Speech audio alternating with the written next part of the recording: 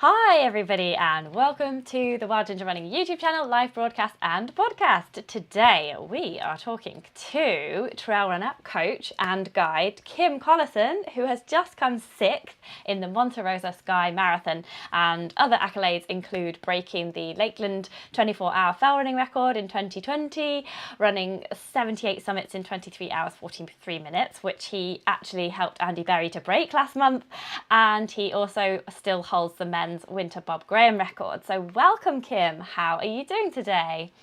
Yeah, I'm really good, thank you. Just fresh back from the Alps yesterday, so feeling a little bit weary from that race, but pretty good, really.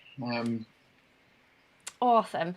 Well, congratulations on the Monte Rosa race. We're going to chat about that in just a moment. But first, I just need to mention that this podcast is sponsored by one of your sponsors, CurraNZ, the New Zealand 100% blackcurrant supplement for trail and ultra runners. It's packed full of anti-inflammatory anthocyanins, and CurraNZ won a Best Recovery Product Award in 2020 and 2021. It's been called the Nike Vaporfly of trail running supplements. And if you don't feel the recovery benefits, you get your money back. So what's not to like?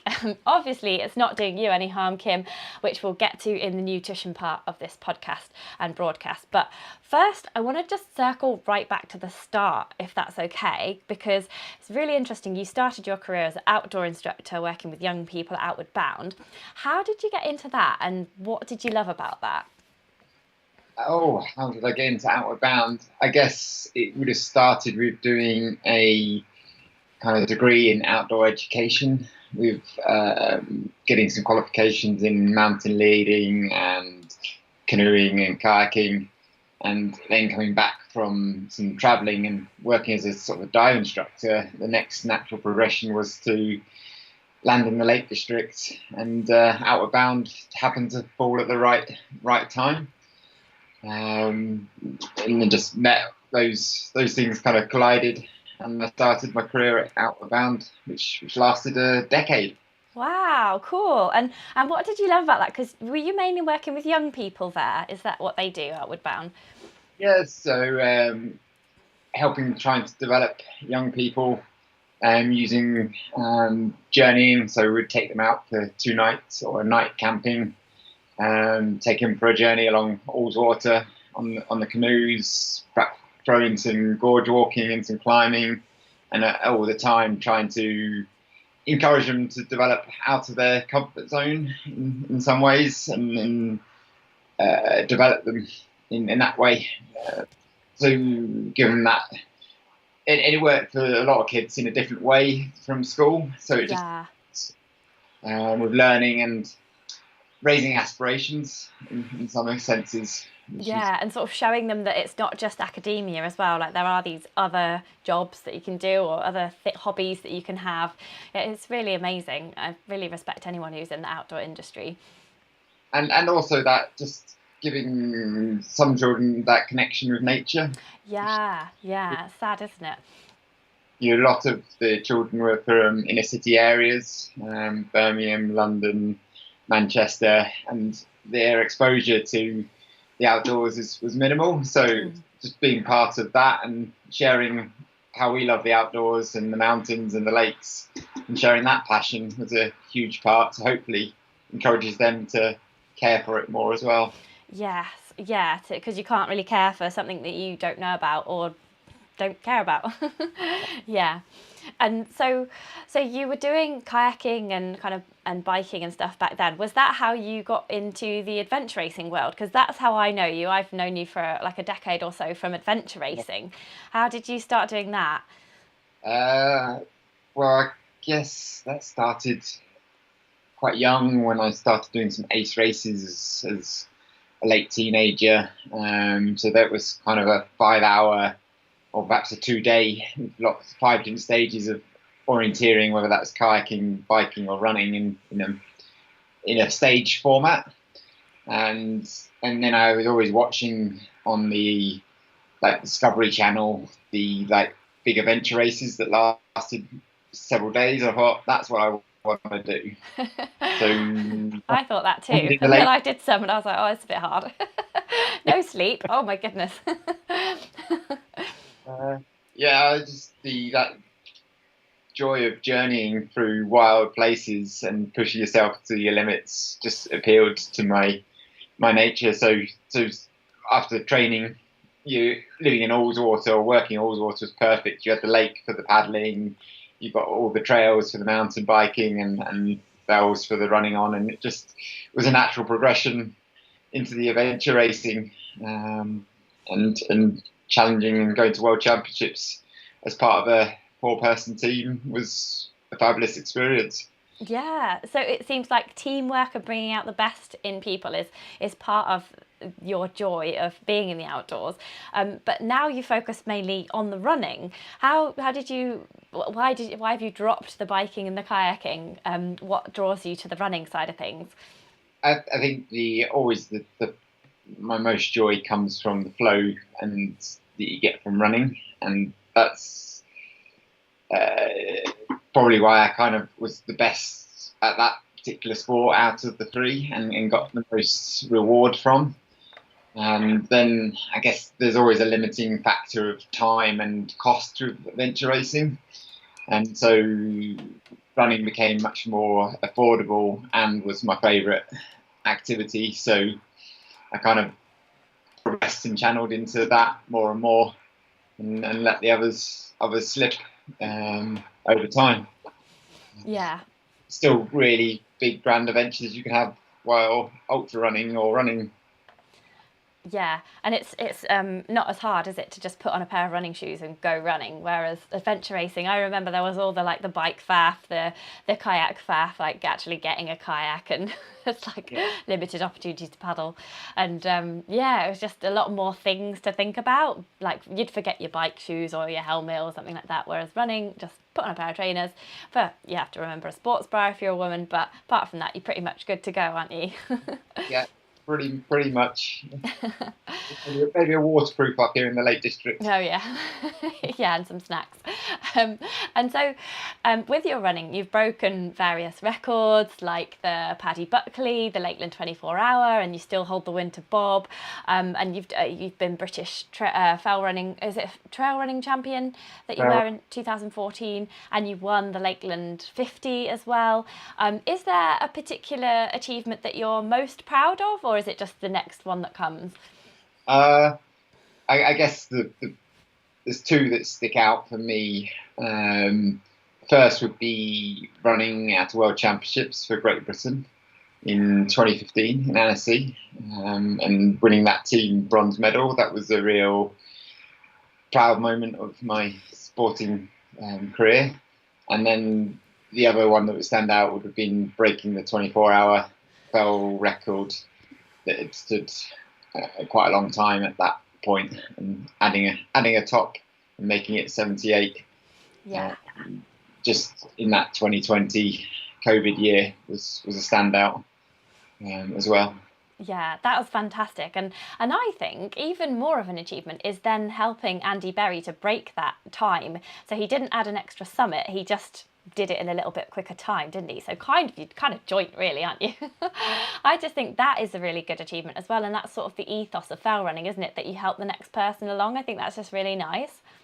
Yeah, and I'm also coach for Andy, so it's kind of a double-edged sword a little bit. You know, there's always that ego inside you that wants to keep a record, but then the other side is that you want to help and support, and the records are there to be broken. And so it's great to be able to coach and then actually on the day help support and encourage and to achieve that record. So it created a big smile on my face. Even though I'd lost the record, it was still great to see Andy experience that moment too. Yeah, well, if you're his coach as well, you can take some of the credit really for that record again, can't you? You just basically told him, do what I did, but just go a bit faster. So, do you think you'll be back to try that record again, or do you like to go on to new things? No, I think I like to go on to new things. I know what it took me to invest into that record. And I think I'm getting to that stage in my career where I'm enjoying exploring new challenges and new adventures, and pushing myself in slightly different ways. and then how to share knowledge and improve the coaching side, I think.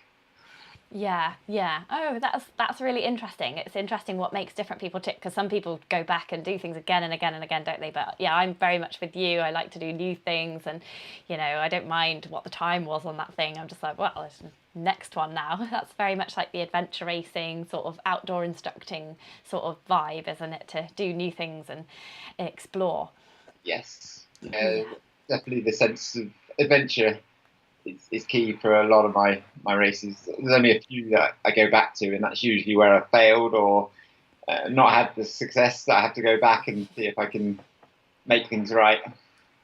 Yeah, exactly. Well, Monte Rosa was a race where everything seemed to go really right for you and Josh, was it? Because it's an interesting race. I was just researching this. I've known about it for a long time, but I've never actually interviewed anybody about it. So finding out about this race this morning has been really interesting. So it's Europe's highest race, because the summit of Monte Rosa is 4,554 meters high. It's also the birthplace of sky running, which is where this dude called Marino Giacometti made the first ascent in 1989 in 3 hours 57, and then during the 90s, loads of what was called sky running races were launched. So do you know, we've got a question from Tadeusz, who's watching live here, and he says he wants to know a bit more about like what is sky running, because he says, is there a difference between sky running events and just technical trail races? Is it just the overall height? Do you happen to know that, Kim, or shall I just quickly Google it? Sky running kind of the ethos is going to perhaps more of the summits and generally a little bit more technical in nature, and they're not afraid to go off the trail, so to speak. So this one was obviously going to the covers across glaciers and snow and involves more challenges than running on lower level trails. Uh, so yeah, it's probably a bit like more like transitioning towards fell running, where you're not so restricted to this is a trail, but with sky running they are marked like trail races, so you do still Okay. follow a flagged marked route. But So sort of harder underfoot and in yeah, altitude, but not navigationally. but not navigationally. Ah, interesting. So Uh, more of a like a pitting of physical strength rather than like intelligence of map reading sort of thing. It's just like pure beasting. yeah, so does generally involve more technical of type terrain than say a UTMB type ultra trail race. Um, those sort of challenges as well. Yeah. Yeah, it says that they're supposed to be over 2,000 meters in altitude as well, and they've got some climbing difficulty with like grade 1 to 2 scrambling. So, yeah, how do you train for a race at altitude in the UK? That is the big question. Well, training for it in the UK, you can replicate the ascent and descent by just doing more of the one hill. Obviously, that becomes a bit easier in places like North Wales and the Lake District in Scotland, because you can get some fairly good long climbs and descents. Not the same as the Alps, but you add a few of those up, and you've got several thousand meters of ascent in a long day. Obviously, in Norfolk, it becomes a little bit more challenging to Get up and down those stairs. down the stairs. Um, in terms of the altitude aspects, then they say using heat is a good Ah, um, a poor man's altitude acclimatization. That you can get quite a lot of adaptations from following a heat adaptation protocol ah, to try and improve your readiness for altitude. yeah. But uh, the number one thing is being as fit as possible, Hmm. and then the rest is just smaller helps. But that's kind of why we went out 10 days before the race to try and get up high and get over that first week of adaptations where your body starts to adjust and you start to feel not so great, and then you start to feel better again. So we're lucky to get that in beforehand and actually feel okay at that height. Clearly it's hard work and the breathing's a little bit deeper and more laboured, but that's like any race. And we definitely noticed the difference between day 2 and race day at being at above 4,000 metres. Yeah, gosh, it's so high, isn't it? That I climbed Mount Toubkal, which is kind of like, I don't know, 4,000-ish meters high, and I tried to run to the just the last 100 meters to the summit, and I was just breathing so hard as if I just sprinted. I just was trying to jog, and I was just. It just felt like I'd sprinted 100 meters, like at trying to beat Usain Bolt or something. It was really hard to run. So that's amazing that you felt okay at that height, because the race isn't that long, is it? It's 35k, but it's got 3,490 meters of vertical climb. I've just got a little picture of the gradient profile here that I'm going to put up.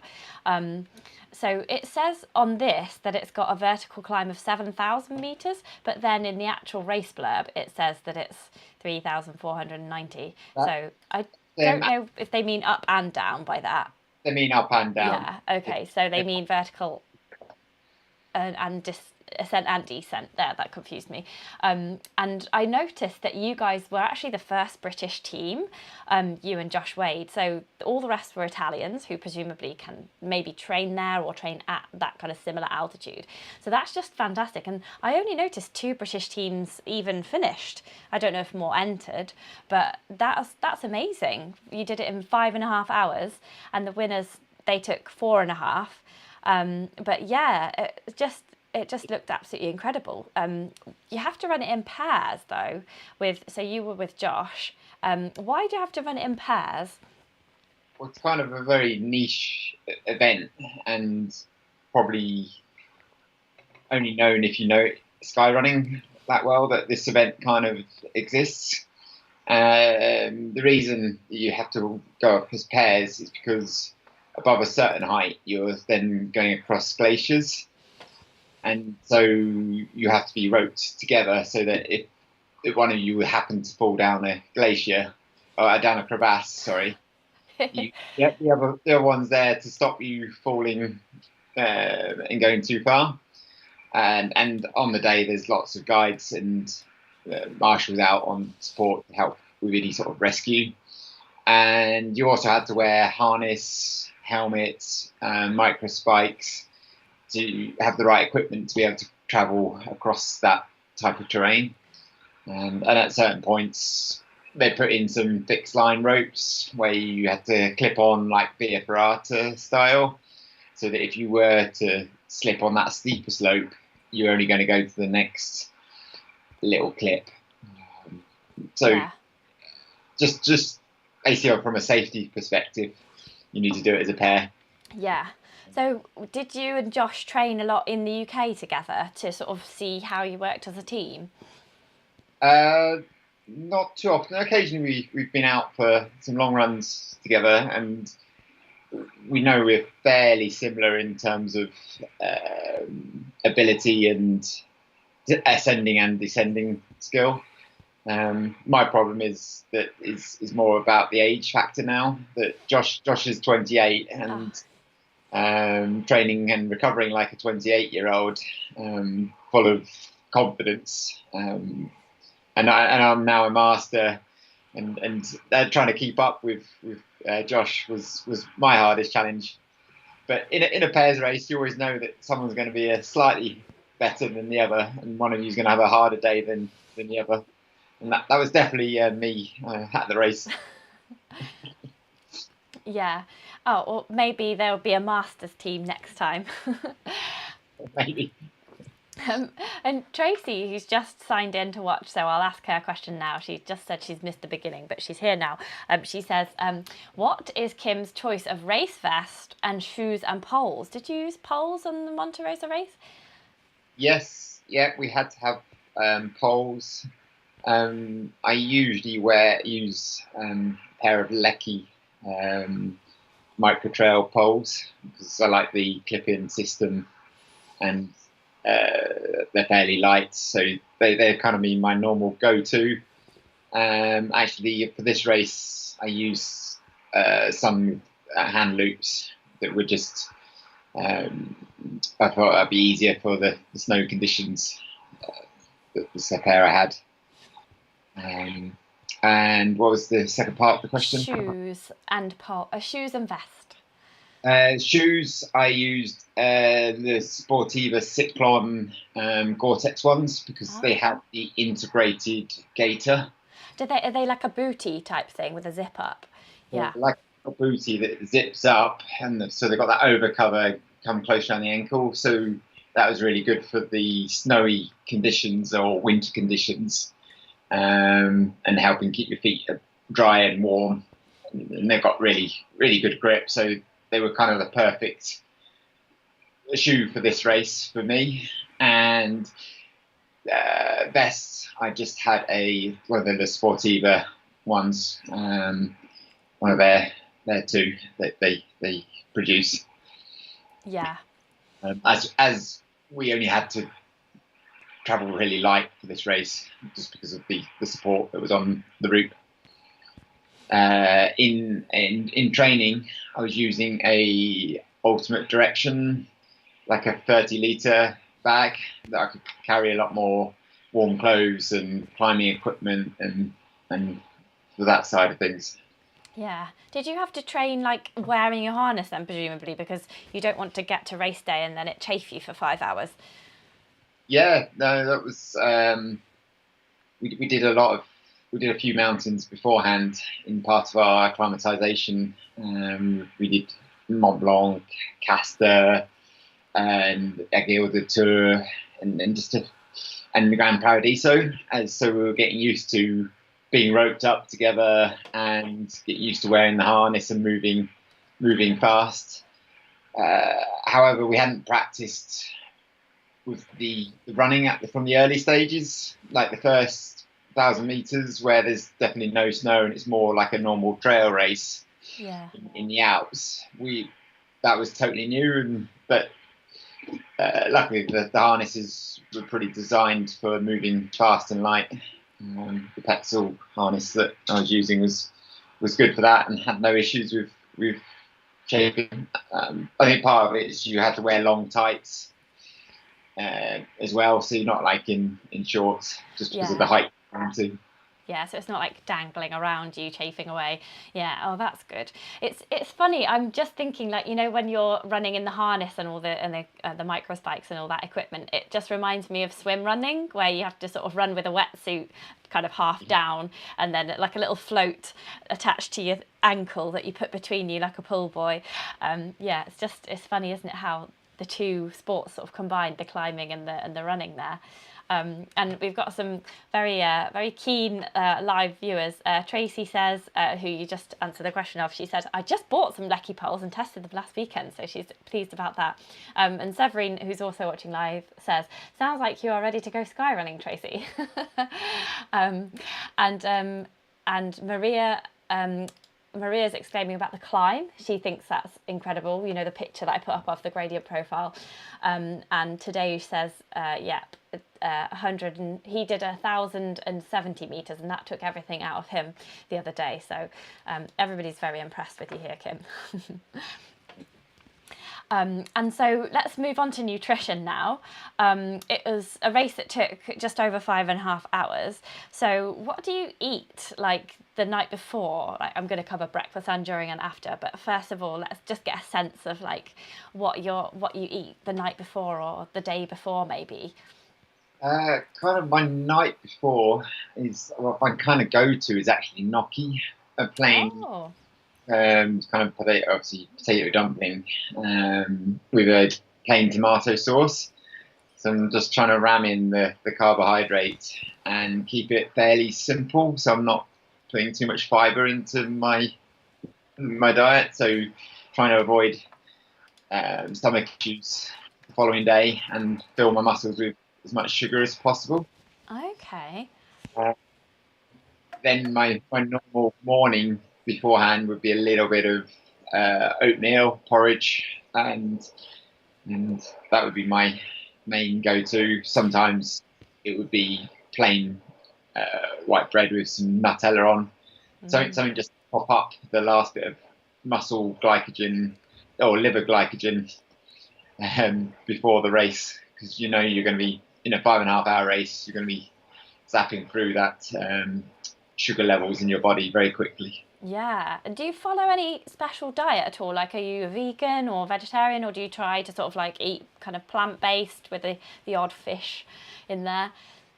Yeah, I mean, generally, I say 90% of the time vegetarian, but I'm not exclusive, so I will occasionally eat a bit of meat now and again. And have you been that for a long time, or is this because I know there's been a recent move towards more of the plant-based eating? Have you found that your diet's changed over time and that's helped your athleticism, or have you always been slightly veggie? No, I guess my wife's vegetarian and has been for a long time, since I've known her for 15 odd years or so. So it's been natural for me to be that way with cooking and eating. And then I guess the occasional time I go out, I enjoy a bit of meat for a protein bit. However, I do try, or have done in regular everyday life, try and be more plant-based with a lot of meals as well, just because that's using less meat generally is considered more environmentally friendly or carbon intensive. Yeah. So yeah, I mean, so I guess a bit of flexitarian would be a good term, really. Love that word. Yeah. I'm there with you on that one, Kim. And so then during the race, I'm guessing 5-ish hours, is that mainly gels for you then? I'm not seeing you cramming a quiche in halfway up Monte Rosa. No, but for us, that's quite a lot of high intensity. So for me, it's gels or jelly sweets or liquid fuel. So a bit of mountain fuel would be in my bottles, and then gels or jellies would be the other key thing in that for me. Yeah. Yes, because it's hard to eat stuff, isn't it? When you're because obviously if you're chasing Josh, then you're not going to be having time. You're kind of getting close to threshold sort of effort at time in tempo, so your breathing's hard, and you just need to get quick calories in that. Yeah. Easily digestible. Yeah. And so on the way down, because obviously you're going up and up and up, how long does the up take you? Because it's a long way up, isn't it? Nearly 4,000 meters of ascent. Yeah, I think it was something around 3 hours 45-ish for the ascent. Yeah. And the rest downhill, a lot quicker downhill. That's sure, was it like an hour and 45 to come down? Wow, an hour and 45 of down. That's incredible. I remember going down Pikes Peak, which is about 4,000-ish meters, and we got a minibus to the top, which was great. And then we just ran all the way down. It's 13 miles of downhill, and I've never ever done that before in my life. And my legs the next day were just incredibly painful with DOMS. But did you manage to eat anything on the way down, or were you literally just going all the way down with your arms flailing? It felt like I was going all the way down with my arms flailing, with Josh towing me on the rope, me screaming, "Go slower! What's that? Go faster!" and then pulling me all the way down the glacier. It didn't feel like much time, so it was mainly liquid that I was trying to consume on the descent. Yeah, just like this with your bottles. I think there's a picture of me with Coca-Cola in my flask in my hands. So okay. For the second half of the descent, it was trying to get that 500 ml of Coca-Cola in. Yeah, that was your sole purpose. yeah, to enable me to reach the finish line in one piece. Yeah, it's like if you'd have had some little skis, you could just put them on, and then he could have towed you down like a husky. Yeah, yeah, I definitely. think that's cheating, though. um, and so then, today he says he had a sample of the Mountain Fuel gel, and that was very nice. So that is good to know. And yeah, so that brings us on to the recovery, which was a question from Philip Haddock here. And I'm presuming you'll talk about CurraNZ here a little bit as well. So what does Kim do to recover after a long race? What food does he eat as well to help him recover? So I'm guessing there's going to be food and there's going to be CurraNZ in there. But also, you take CurraNZ before and after, don't you? So let's cover the food first, and then let's talk about how CurraNZ fits into your race nutrition. Yeah, I guess my always my primary objective is the amount of food to go in, and just cramming in the calories. I like the sound of this. I mean, because you burn so many in a race like this, the key priority is having energy to help support the recovery in your muscles. So often quality goes down, and you're just focused on getting the calories in where you are.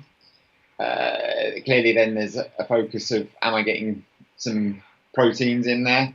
Is that through plant-based beans, pulses, nuts, seeds? If I'm more at home and can manage my diet a little bit better than there. If I'm abroad, it might be more dairy focused and some odd meat products to try and make sure that, or fish, that I'm getting that element for the muscles recovery. But generally, it's cramming in the quantity first as the number one priority for me. Sounds good. And then there's the side with the supplements with the CurraNZ New Zealand. So I'm generally every day taking 2 capsules to help with the recovery. It's suggested that it helps the reuptake of glycogen into your muscles a little bit quicker, helping improve so that you're ready for the next day's activities or runs or training a little bit quicker. So there's always that, and then post race, trying to make sure that you're taking some as well, as well as the normal nutrition. Yeah. And have you felt any effects of the DOMS, delayed onset muscle soreness? Because I know when I took some around my half marathon, my legs felt like much more silky rather than DOMSy, if that's a word. Do you take it for that reason as well, like in addition to the glycogen uptake? Yeah, no, I think it'd be a lie if it says it stops DOMS altogether, because I think... Oh yeah, no, it doesn't stop DOMS altogether. I know that after UTS 50. for me, I mean, if you're going to run a hard race and then there's a lot of downhill and eccentric contractions and you're not as conditioned for that, or you're pushing very hard, you're going to suffer the effects of DOMS. And I know I certainly am after trying to chase Josh down. But I think in your everyday training, it helps to attenuate that effect to some degree. Yeah. So have you noticed a big difference since you started taking them? Or did you reach out to them for the sponsorship, or did they come to you and say, hey, we can help you now you've got old and you need to keep up with Josh, we can help you with this side of things? No, I've been taking the supplement for quite a few years now, maybe 5 or 6 years, and there's only recently, this last 6 months, that they reached out to me to use the supplement, and because I've been using it for that duration, I obviously clearly felt that it benefited me and was getting the rewards from taking it.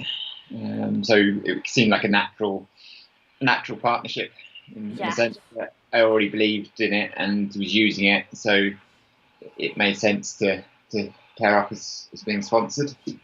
Yeah, that's fantastic, isn't it? If you're using something regularly and then they come on board with you and give you, everything for free, then that's brilliant. You have to put it into context of that. Yeah, it's not a magic bullet in the sense that if you're not sleeping your 7 to 8 hours a night and you're not eating well and you're not getting that training rest principle correct, then no amount of Yeah. supplement is going to help you. But if you're starting to nail the basics and the big blocks, then this seems to be the supplement backed up with some good evidence from science and increasing amount of studies that help you recover and feel better post exercise, from short races to long ones, and for some general health benefits as well. There seems to be good studies of the benefits of the New Zealand berry. Yeah, it's really cram full of all those anthocyanins, aren't they? So tons and tons of good stuff in there. And it's something about the lack of ozone in New Zealand that actually helps the blackcurrant with the anthocyanins, that increases the thickness of the skin of the berry, Yeah. to protect it from the stronger sun rays, that gives it that extra punch compared to, say, a berry grown in the UK. Yeah. And it's So that easier. It's easier and cheaper, isn't it, to buy the capsules than to actually eat that amount of fruit. You'd have to eat a tremendous amount of fruit for the same effect, and it would be quite expensive to buy that amount of fruit as well. So it's a really good product, and it's won awards as well. So if anybody is interested in learning more about CurraNZ, then just have a look in the film description below or in the podcast show notes if you're listening on the podcast.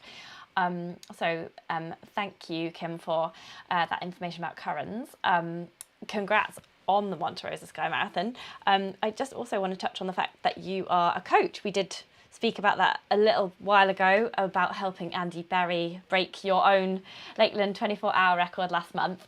But you also coached Carol Morgan as well to a new female record on the Dennis Rankin round in the Mourne Mountains in Northern Ireland. There's Kirsty Hewitson, who's just become the first woman to complete all the big UK rounds, including that Dennis Rankin round in Northern Ireland. I'd never even heard of that round. It sounds amazing. Have you personally been over and done that round yourself? It seems like a good one for you to break a record on. It does appeal, because I really do like the Mourne Mountains, and no, I haven't done the round, but I've done a couple of good fell races and a sky race in the Mournes. So it's a really lovely area on a good day with the sea views, and great mountains to run in. So maybe it's on the list. Yeah, that would be great.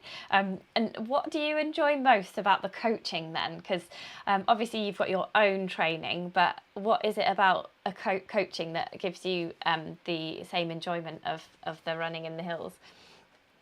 For me, it's always that reward of seeing someone achieve something that they've really worked hard towards, and get that proud smile at the end, and seeing people, those smiles also fulfills me if I can help them achieve that and do that. So that's kind of where I get my main reward, and I think that's same from working with the kids out of bounds, seeing them achieve stuff and the smiles on their face at the end of a really tough thing that they didn't think they could do. It's that reward of helping others. Yeah. It's really nice, isn't it, when you can, give someone else the joy of what you get from the outdoors, or see them doing one of the, I've seen on Instagram, you call it a big smile day. So you're all about the big smiles on the finish line. And The other reward is that it's trying to that long-term journey with working with athletes and trying to understand how to improve them as individuals, because there's so many varied ways and we all respond differently. Sometimes you get it totally wrong, and other times you're trying to work out how to do it a little bit better to get results. So when you do see that success, it's really good. Yeah, because it's not only about the physical training, but also the psychological training as well, isn't it? So it's interesting to see what makes certain people tick and what makes certain people go that extra mile and what would completely put off someone else. It's really fascinating, isn't it? That side of things. And it's also understanding that there's different motivations for running. From your elite athletes that are pushing for the victories that are totally, running is totally everything and everything else goes to one side for the running, to the person that's trying to complete their first ultra for the first time. But for each of those persons, the reward is still the same. It's still hard work, it's still a challenge, and when you achieve it, it's a big, proud smile. Yeah. So it's just trying to work out how that fits within that person's lifestyle as well. Yeah, yeah. And so what is next for you then in terms of your training? Have you got any big plans for the summer? Or are you mainly kind of helping other people, coaching other people to their success and their destination goals? Yeah, I mean, obviously there's lots of ongoing coaching going on towards different events. Personally, I'm heading back to Lakeland 100. I will see you there. So I'm excited to try and complete the full lap. I guess my 100-mile journey started or didn't start at Lakeland 100 about 10 years ago. I think it was 2013. I started the 100 and it was going to be my first one. And I think I got as far as Braithwaite before I was ill and I had to do DNF. And then 2014, I went back and won the 50 as part of the British Trail Champs. So it's now, it feels finally time to go and try and enjoy and complete the full lap of Lakeland and do that experience. So I'm looking forward to that at the end of July. Awesome. And then 5 weeks after that, I will be at UTMB. So I'll be towing the line in Chamonix, ready for what the loop of Mont Blanc throws at me. Awesome. So quite a few loops for you coming up. Cool. Lakeland 100. That's brilliant because I'm going to be attempting Lakeland 50. So I'll be there on the start line of the 100 cheering you off with, I've got a friend of mine who's running. So that'll be nice to see you there. Is training going well for that? Or are you just coming back from Monte Rosa? You're probably just recovering at the moment, aren't you?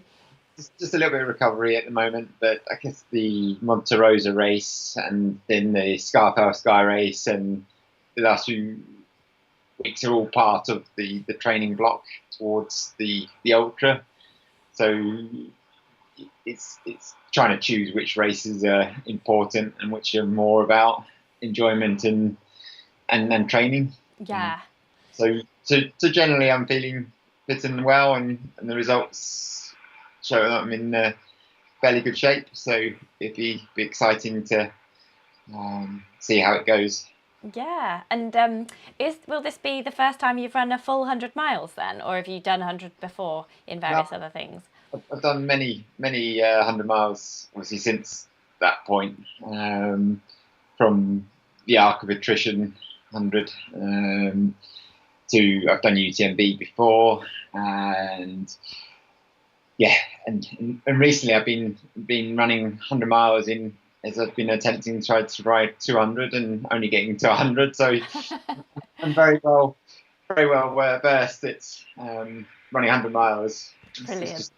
Now for me, it's the challenge of trying to complete something like the Spine and races like that. That's probably my challenge. So going long is the next thing for you. Amazing. I'm not using my speed and blowing up. That's always going to be my challenge. Ah, okay, yeah. So at least you've got some learning points to sort of focus on there. Yes, of course. Amazing. So, well, before you go, we've just got some quick fire questions for you. These are from my top tier patron supporters. So these are the guys who have a bit of an input on the channel. So I asked them for some quick fire questions. And so from Becky McCoy, we have a couple. Do you prefer a long run or a speed session? Long run, always. Yeah, I think most of us here prefer that. And she says headphones or nature. Nature. I I thought you. love the sound of nature to me.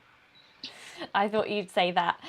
Andrew Knox wants to know Western States or UTMB. UTMB. Yeah, have you got any desires to do Western States in the future? Like I know a lot of people like they're kind of opposite hundreds, aren't they? But a lot of people like to do both for some reason. Yeah, I mean it's iconic, and I would love to run Western States. But yeah, I guess UTMB in the mountains would always be the draw. Yeah. In terms of races. Yeah, the top draw. Brilliant. And Matthew Walker has a couple. He says uphill or downhill. Oh, downhill for sure. Brilliant. Attached to Josh Wade at all times. And he says also too hot or too cold would you prefer to be? Too cold. Yep. Yeah, in the mountains. And then one from me, tea or tree. This is based on Damien, interviewing Damien about tea. Tea's not trees. That's right. That's the right way around. Tree, always. A tree. Brilliant. That's a good answer. And just before we go, I do have to thank CurraNZ as well, who sponsor Kim and this podcast / live broadcast, which is that New Zealand 100% blackcurrant supplement for trail and ultra runners, packed full of anti-inflammatory anthocyanins. It won a Best Recovery Product Award in 2020 and 2021 and has been called the Night Vaporfly of running supplements. Kim's got his packet just there, and there's a packet just above me as well if you're watching on the YouTube live broadcast. So the good thing about CurraNZ is that if you don't feel like you're feeling the recovery benefits, you can get your money back. So there's nothing not to like really, and there's details of how you can buy CurraNZ in the film description below or the podcast show notes. So thank you very much, Kim. It's super ace of you to give us this really nice insight into the Monte Rosa Sky Marathon and like your motivations, your enjoyment of the outdoors and your coaching as well. So how can everybody follow you to find out more about you and your journey and your coaching? I guess the best way to follow me would be on @Kim Collison on Instagram would be the channel I probably most use. Awesome. Yeah, so follow Kim on Instagram. It does me. I was stalking Kim a little bit before this interview on Instagram. And it really amuses me that when I type in Kim to my Instagram, Kim Kardashian comes up first, then Kim Collison, then Kim Collison coaching. So that's just a funny thing that happened to me today.